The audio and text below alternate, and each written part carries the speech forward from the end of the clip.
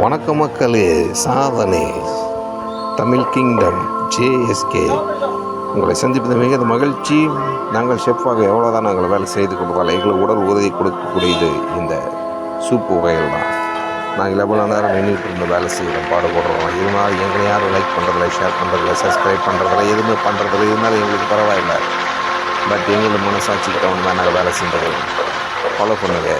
அதே மாதிரி இன்றைக்கி எங்கள் வீட்டில் சின்னவனுக்கு, அதாவது என் பையனுக்கு உடம்பு சரியில்லை. அதனால் இட்டாலியன் ஸ்டாக் மூலிமா ஒரு கேரட் சூப் செய்யலான்னு இருக்கிறேன்.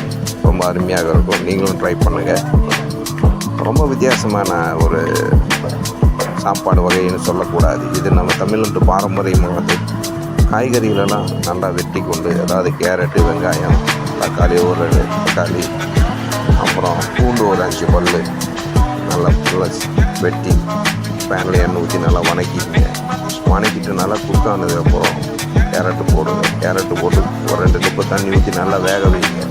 அது கூட ஒரு 2 தக்காளி அரைச்சி போட்டிங்கன்னா கலர்ஃபுல்லாக இருக்கும், நல்லா திக்னஸும் கிடைக்கும். இதில் இந்த கார்ன்ஃப்ளவர்லாம் நீங்கள் போடணும்னு அவசியம் கிடையாது. ஏன்னா கேரட்டு உங்களுக்கு டைட்டாக கொடுக்கும் வேக.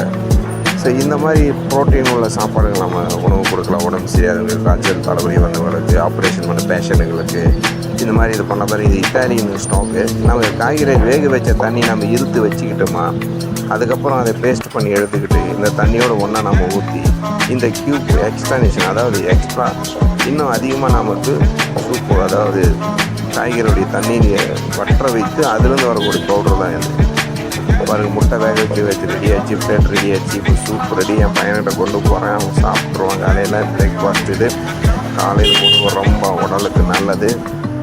இந்த அறுபட்ட ஜென்மங்கள்லாம் வந்து கண்டதை தின்னு ப்ரெட்டு கரெட்டு மண்ணாங்கட்டி அதை சாப்பிட்டு உடம்புக்கு எடுத்துக்காதீங்க. பெப்சி, கோகோலாலாம் குடிக்காதீங்க. 4 இளநீ குடிங்க.